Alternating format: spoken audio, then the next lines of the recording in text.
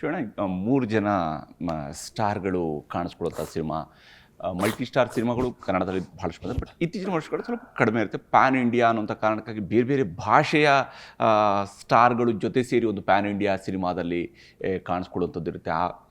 ಈ ಕನ್ನಡದ ಮೂವರು ಪ್ಯಾನ್ ಇಂಡಿಯಾ ಮೂವಿ, ಈ ಮಲ್ಟಿ ಸ್ಟಾರರ್, ಇದು ಯಾವ ರೀತಿಯ ಕಾಂಬಿನೇಷನ್ ವರ್ಕ್ ಆಗಿದೆ ಅಂತ ನಿಮ್ಗೆ ಅನಿಸುತ್ತೆ?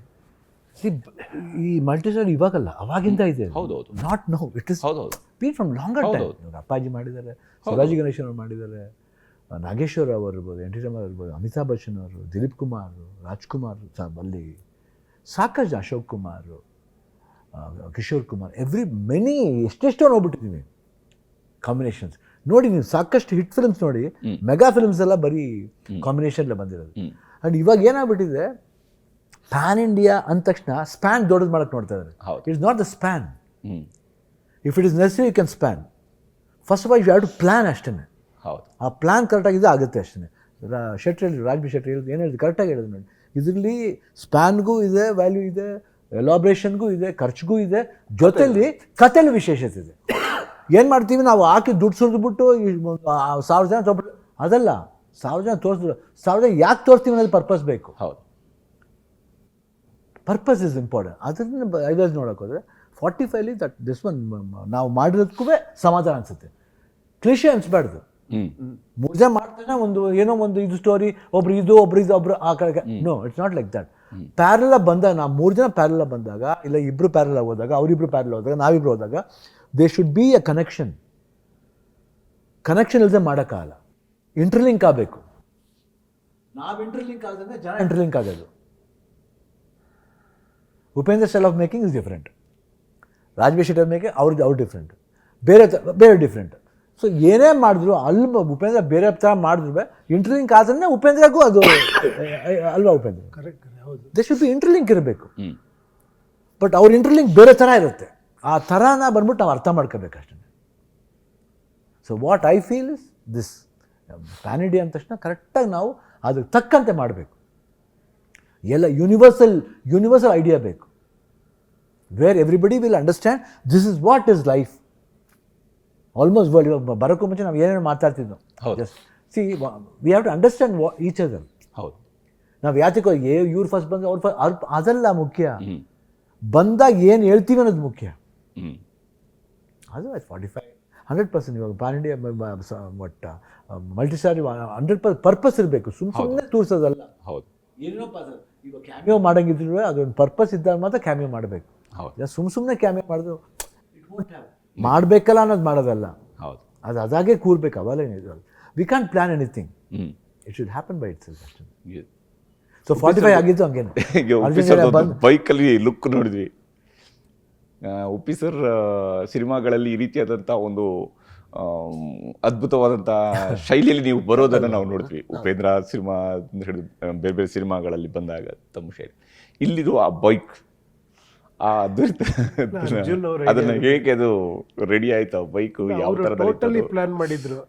ಇವನ್ ಲೈಟಿಂಗ್ ಇಂದ ಹಿಡಿದು ಉಪೇಂದ್ರ ಯಾವ ತರ ಇರಬೇಕು, ಶಿವಣ್ಣ ಯಾವ ತರ ಇರಬೇಕು, ರಾಜ್ಬಿ ಶೆಟ್ಟಿ ಅವ್ರು ಬಂದ್ರೆ ಹೆಂಗಿರ್ಬೇಕು, ಆ ಟೋಟಲ್.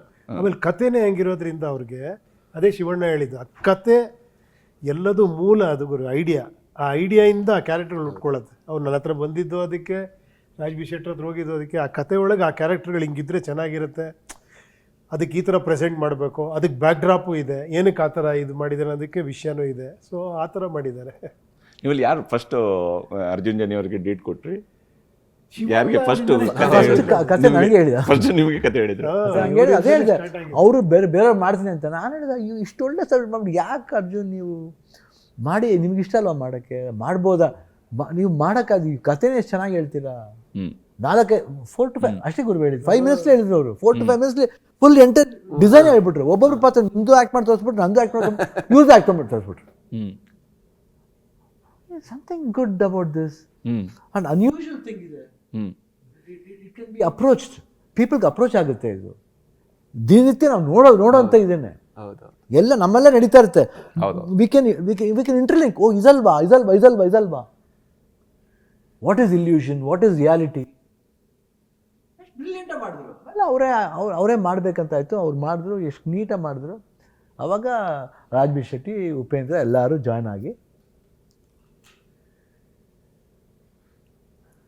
ಇಲ್ಲಿ ರಾಜ್ಬಿ ಶೆಟ್ರೆ, ನೀವು ಸಿನಿಮಾಗಳನ್ನು ಮಾಡ್ತಾಯಿದ್ರಿ, ಡೈರೆಕ್ಷನ್ ಮಾಡ್ತಾಯಿದ್ರಿ, ಆ್ಯಕ್ಟಿಂಗ್ ಮಾಡ್ತಾಯಿದ್ರಿ. ಸಣ್ಣ ಬಜೆಟ್ನ ಸಿನಿಮಾ, ಬಹಳ ಬಿಗ್ ಸಕ್ಸಸ್ಸನ್ನು ಕಂಡಿರುವಂತಹ ಸಿನಿಮಾಗಳನ್ನು ಕೂಡ ಕನ್ನಡ ಇಂಡಸ್ಟ್ರಿಗೆ ಕೊಟ್ಟಿದ್ದೀರಿ ನೀವು ಆಲ್ರೆಡಿ. ಆದರೆ ಇದೊಂದು ಬಿಗ್ ಬಜೆಟ್ ಸಿನಿಮಾ, ಭಾಳ ಅದ್ಧೂರಿಯಾಗಿರುವಂತಹ ಸಿನಿಮಾ ಅಂತ ಹೇಳಿದಾಗ ನಿಮ್ಮ ಒಪಿನಿಯನ್ ಇತ್ತು? ಈ ವಿಚಾರಗಳು ಬಂದ ತಕ್ಷಣ ನಿಮ್ಗೇನು ಅನ್ನಿಸ್ತು? ಶಿವಣ್ಣ ಇದರಲ್ಲಿದ್ದಾರೆ ಅನ್ನೋಂಥದ್ದು ಗೊತ್ತಾಗ್ತದೆ. ಫಸ್ಟು ಅನುಶ್ರೀ ಅವ್ರ ಥ್ರೂ ಗೊತ್ತಾಯಿತು ಅರ್ಜುನ್ ಜನ್ಯ ಅವರು ಒಂದು ಕತೆ ಹೇಳಬೇಕು ಅಂತ. ಆಗ ಶಿವಣ್ಣ ಅವರಿದ್ದಾರೆ, ಉಪೇಂದ್ರ ಅವರಿದ್ದಾರೆ. ನನಗೆ ಅದೊಂದು ಗೆಸ್ಟ್ ರೋಲ್ ಇರುತ್ತೆ, ಒಂದು ಪಾಸಾಗಿ ನಾನು ಹೋಗ್ತೀನಿ ಅಂತ ಹೇಳಿ ನಾನು ಕತೆ ಕೇಳಕ್ಕೆ ಹೋದೆ. ಕತೆ ಕೇಳಕ್ಕೆ ಹೋದಾಗಲೇ ಅವ್ರು ಕಂಪ್ಲೀಟ್ ತೋರಿಸ್ಬಿಟ್ರು. ತೋರಿಸಿದ್ಮೇಲೆ ನಾನು ಅಂದ್ಕೊಂಡೆ 3 ಪಾತ್ರಗಳು ಇಂಪಾರ್ಟೆಂಟ್ ಇದೆಯಲ್ವ. ನಾನು ಆಮೇಲೆ ಕನ್ವಿನ್ಸ್ ಮಾಡೋಕ್ಕೆ ಟ್ರೈ ಮಾಡಿದೆ, ಅಂದರೆ ನಾನು ಬೇರೆ ಡೈರೆಕ್ಷನ್ ಮಾಡಬೇಕು ಅಂತ ಅಂದ್ಕೊಂಡಿದ್ದ ಕಾರಣದಿಂದಾಗಿ. ಸೊ ಈ ಸಿನಿಮಾ ಟೈಮ್ ಹಿಡಿಬೋದು ಅಂತ ನನಗೆ ಅರ್ಥ ಆಗಿತ್ತು, ಯಾಕಂದ್ರೆ ಆ ಸ್ಕೇಲ್ ಅವ್ರು ಏನು ಇಮ್ಯಾಜಿನ್ ಮಾಡ್ಕೋತಾ ಇದ್ರು ಅಂತ. ಬಟ್ ಅವ್ರು ಹೇಳಿದ್ರು ಇಲ್ಲ ಬೇಗ ಮುಗಿಸ್ತೀವಿ ಅಂತ, ಅಣ್ಣನ ಹತ್ರನೂ ಹಂಗೆ ಹೇಳಿರ್ತಾರೆ. ಬಟ್ ಆದ್ರೆ ಆಮೇಲೆ ಅದು ಸ್ಟಾರ್ಟ್ ಆದ ತಕ್ಷಣ ಗೊತ್ತಾಯ್ತು ಇದ್ರ ಟೈಮ್ ಬಗ್ಗೆ ಯೋಚನೆ ಮಾಡಿ ಇಲ್ಲಿ ಪ್ರಯೋಜನ ಇಲ್ಲ. ಯಾಕಂದ್ರೆ ಒಂದು ದೊಡ್ಡ ಕನಸು ಕಾಣಬೇಕಾದ್ರೆ ಟೈಮ್ ಮ್ಯಾಟರ್ ಆಗಲ್ಲ. ಅಂದ್ರೆ ಅದರ ಯಾವ ರೀತಿ ದೇವ್ರದಲ್ಲಿ ಆ ಥರದ ಪ್ರೊಡ್ಯೂಸರು ನಮಗಿದ್ರು, ಅಂದ್ರೆ ಆ ಟೈಮನ್ನು ಯೋಚನೆ ಮಾಡದೆ ಆ ಸಿನಿಮಾದ ಕ್ವಾಲಿಟಿಗೆ ಸಪೋರ್ಟ್ ಮಾಡುವಂಥ ಪ್ರೊಡ್ಯೂಸರ್. ಎಷ್ಟು ಜನ ಇದನ್ನು ತಡ್ಕೊಳಕ್ ಆಗ್ತಿತ್ತೋ ಗೊತ್ತಿಲ್ಲ. ಬಟ್ ಇಂಥ ಎಲ್ಲ, ಈಗ ಶಿವಣ್ಣ ಆಗಲಿ, ಉಪ್ಪಿ ಸರ್ ಆಗಲಿ, ಪ್ರೊಡ್ಯೂಸರ್ ಆಗಲಿ, ಅರ್ಜುನ್ ಜನ್ಯ ಅವ್ರ ಮೇಲೆ ಯಾವುದೇ ರೀತಿಯ ಪ್ರೆಷರ್ ಇರ್ತಾ ಇರಲಿಲ್ಲ. ನೀವು ಮಾಡಿ, ನಾವು ಜೊತೆಗಿದ್ದೀವಿ ಅಂತ. ಅಂದರೆ ಒಂದು 35-40 ದಿವಸ ಅನ್ಸುತ್ತೆ ಕ್ಲೈಮ್ಯಾಕ್ಸ್. ಅಂದರೆ ಅಷ್ಟು ಶೂಟ್ ಮಾಡಬೇಕಾದ್ರೂ ಕೂಡ ಆರಾಮಾಗಿದ್ರು, ಎಂಥ ಅಂದರೆ ಏರುಪೇರಾದರೂ ಕೂಡ ಆರಾಮಾಗಿದ್ರು. ಅಷ್ಟು ಸಪೋರ್ಟ್ ಎಲ್ಲರೂ ಮಾಡಿದ ಕಾರಣದಿಂದಾಗಿ ಇವತ್ತು 45. I think Arjun Janya is a fantastic director. ಈ ಸಿನಿಮಾದಿಂದ ಅದನ್ನು ಪ್ರೂವ್ ಮಾಡ್ತಾರೆ ಅಂತ ನಾವು ಭಾವಿಸ್ತೀವಿ. ನನಗಂತೂ ತುಂಬ ಕ್ಯೂರಿಯಾಸಿಟಿ ಇದೆ, ಜನ ಏನಂತಾರೆ ಈ ಸಿನಿಮಾ ನೋಡಿ ಅಂತ. ಅದೇ ಓಕೆ ಸರ್, ನೀವು ಮತ್ತು ಶಿವಣ್ಣ ಸ್ಕ್ರೀನಲ್ಲಿ ಬಂದಾಗ ಅಪೋಸಿಟ್ ಕ್ಯಾರೆಕ್ಟರ್ಗಳಾಗಿ ನಾವು ನೋಡಿದ್ವಿ. ಪ್ರೀತಿಯಲ್ಲಿ ನೋಡಿದ್ವಿ, ಲವಕುಶದಲ್ಲಿ ನೋಡಿದ್ವಿ. ಅಪೋಸಿಟ್ ಕ್ಯಾರೆಕ್ಟರ್ಸ್ ರೀತಿಯಲ್ಲಿ ಕೂಡ ಒಂದು ಫೈಟ್ ಬರುತ್ತೆ. ಇಲ್ಲಿ ಅದನ್ನ ಎಕ್ಸ್ಪೆಕ್ಟ್ ಮಾಡ್ಬೋದು ಅಂತಲೇ 45 ನೋಡ್ರಿ, ಯಾರು ಅಪೋಸಿಟ್ ಅನ್ಕೊಳ್ಳೋದೇ ಇಲ್ಲ.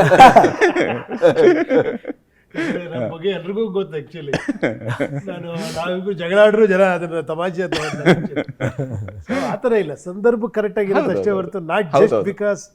ಯಾಕಂದ್ರೆ ಕೆಲವು ಸತಿ ನನಗೇನೆ ಅನ್ಸುತ್ತೆ, ನಾನು ಯಾವ್ದಾರ ಶಿವಣ್ಣದವ್ರದ್ದು ಯಾವ್ದಾರ ಮಲ್ಟಿ ಸ್ಟಾರ್ ಪಿಕ್ಚರ್ ಅಲ್ಲಿ ಶಿವಣ್ಣಂಗೆ ಹೆಚ್ಕೊಂಡ್ಮೇಲೆ ನಂಗೆ ತಡ್ಕೊಳಕ್ಕಾಗಲ್ಲ. ಐ ಫೆಲ್ಟ್ ಆಕ್ಚುಲಿ ಆ ಥರ ಏನಿದು ಅಂತ. ಬಟ್ ಕತೆಗಿದೆಲ್ಲ ಮರ್ತ್ಬಿಟ್ಟು ಕತೆಗೆ ಅದು ಬೇಕಪ್ಪ ಅಂದ್ರೂ ಕೂಡ ನಮ್ಗೆ ಶಿವಣ್ಣ ನಂಗೆ ನೋಡೋಕ್ಕಾಗಲ್ಲ.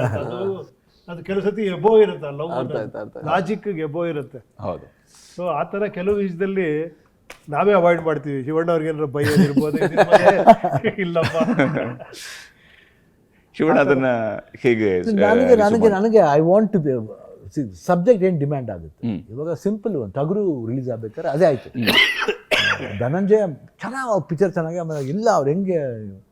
ನಾನು ಹೇಳಿದೆ ಯಾಕೆ ಹಂಗೆ ಅಂದ್ಕೋತೀರ ನೀವು? Why you should don't forget that frustration. ಇವಾಗ ಒಂದು ನಾರ್ಮಲ್ ಇನ್ಸ್ಪೆಕ್ಟರ್ ಹೆಂಗೆ ಮಾತಾಡ್ತಾನೆ, ಅದೇ ಇನ್ಸ್ಪೆಕ್ಟರ್ ಬೈಯೋರು ಎಷ್ಟು ಜನ ಕೆಟ್ಟದಾಗ ಬೈಯಲ್ಲ. It's reality. ಹೌದು.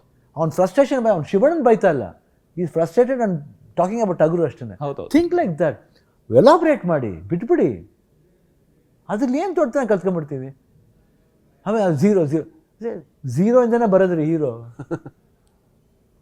1 2 3 4 9 ಮುಗಿದೋಯ್ತು ಅಂದರೆ ಆ 0 ಲಾಸ್ಟ್ ಬರ್ತಾ ಗೊತ್ತಾ? 0 ಅದು ಬಂದರೆ 10 ಆಗೋದು, 100 ಆಗೋದು, 1000 ಆಗೋದು, 10,000 ಆಗೋದು, ಕೋಟಿ ಆಗೋದು, ಶತಕೋಟಿ ಆಗೋದು, ಎಲ್ಲ 0 ಇದ್ರೇ. ಇಲ್ಲಾಂದರೆ ₹1 ಉಳ್ಕೊತೀವಿ.